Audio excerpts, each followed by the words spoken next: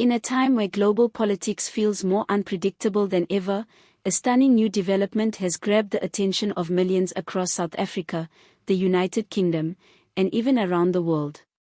It involves two of South Africa's most influential political forces, the African National Congress, also known as the ANC, and the Economic Freedom Fighters, widely known as the EFF. These two parties have long been at the center of South Africa's political conversations, controversies, and ideological struggles. But now they find themselves under a very different kind of spotlight, one that could have serious consequences, not just politically, but economically and diplomatically as well.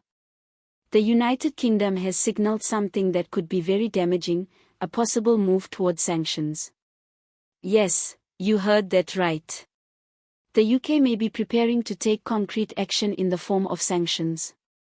And this possibility has already sparked intense debate, outrage, confusion, and a growing sense of concern within political circles and among ordinary South Africans alike. To understand how we reached this moment, we need to take a closer look at the past. The ANC has been South Africa's ruling party since the end of apartheid in 1994. Its legacy is deeply tied to the fight for freedom, human rights, and democracy.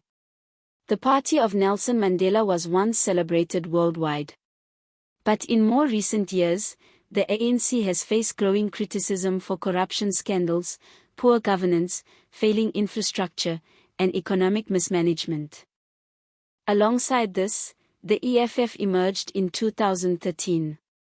Founded by former ANC Youth League leader Julius Malema, the EFF quickly built a reputation for its bold, sometimes aggressive political style, its focus on land reform without compensation, and its anti-establishment message. While many view the EFF as a voice for economic justice, others see it as divisive and radical. Together, these two parties have shaped the direction of South African politics, sometimes in opposition, sometimes indirectly aligned in rhetoric. But now, their actions have drawn the eye of a foreign government, one with real power on the global stage. The recent uproar began after statements and actions by both parties drew sharp condemnation from British officials and observers. Reports began circulating that certain comments made by members of the ANC and EFF, particularly around international issues and foreign diplomacy, were seen as dangerous or inflammatory. In particular, remarks allegedly targeting international Jewish communities and controversial stances regarding the conflict in the Middle East have made international headlines. These statements have sparked accusations of anti-Semitism, hate speech, and promoting division in a time when unity is more critical than ever. The United Kingdom, which maintains strong diplomatic ties with South Africa, has made it clear that they are watching closely. British lawmakers and advocacy groups have publicly urged the UK government to consider sanctions, especially targeting individuals within these parties who are believed to be promoting hate or destabilizing rhetoric. While some say this is an overreaction by foreign powers meddling in local affairs, others argue that these sanctions could send a powerful message about the need for responsible leadership and respectful global dialogue. Some believe the UK is simply standing up for international standards of human rights, condemning what they see as intolerance and dangerous political messaging. But not everyone agrees. Critics of the UK stance argue that it's hypocritical. They point out the UK's own complicated history with colonialism, racism, and political favoritism. They claim that by targeting South African politicians, the UK is ignoring its own past and imposing double standards.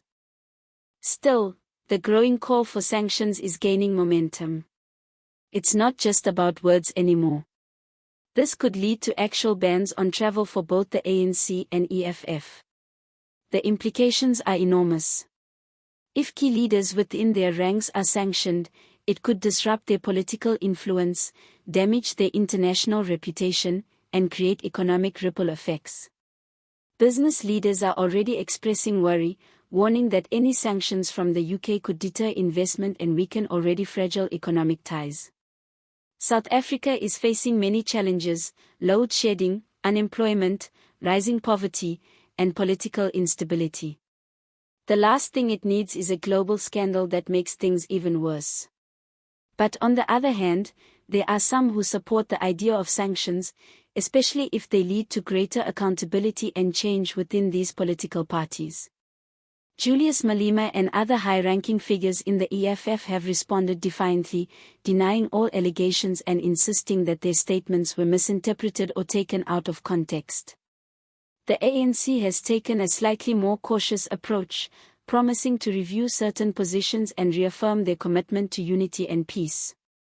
But is it too little, too late? Many believe the damage is already done. International watchdogs, human rights groups, and media organizations are not backing down. They continue to pressure the UK government, demanding action that reflects a clear stance against hate and extremism. Behind the scenes, diplomatic discussions are likely underway. South Africa's Department of International Relations and Cooperation may soon be forced to step in, either to clarify the country's official position or to try and calm tensions. What happens next is unclear. Will the UK actually move forward with sanctions? Will South African parties be forced to change course or tone down their rhetoric? Or will this lead to deeper divisions and more global backlash? There are so many possible outcomes. Sanctions could be imposed quickly, or they could be delayed depending on political pressures and behind-the-scenes negotiations. If sanctions are implemented, it might open the door for other countries to follow suit, isolating certain South African leaders on the world stage. Or the situation could be resolved diplomatically with statements of apology, clarification, or compromise. Either way, this is a turning point. It's a moment that challenges the role of political parties, the responsibility of leaders, and the power of international relationships. The ANC and EFF must now consider not just their local supporters but how their words resonate across borders. The people of South Africa are watching. The world is watching. What kind of message will their leaders send next? Will it be one of unity and progress or more division and controversy? This is not just a political story. It's a human story. It's about accountability, communication, and the power of choices made in public spaces. As this story continues to unfold, we will keep watching, analyzing, and reporting on what comes next. If you've made it this far, I want to hear from you. What do you think about the UK's possible sanctions?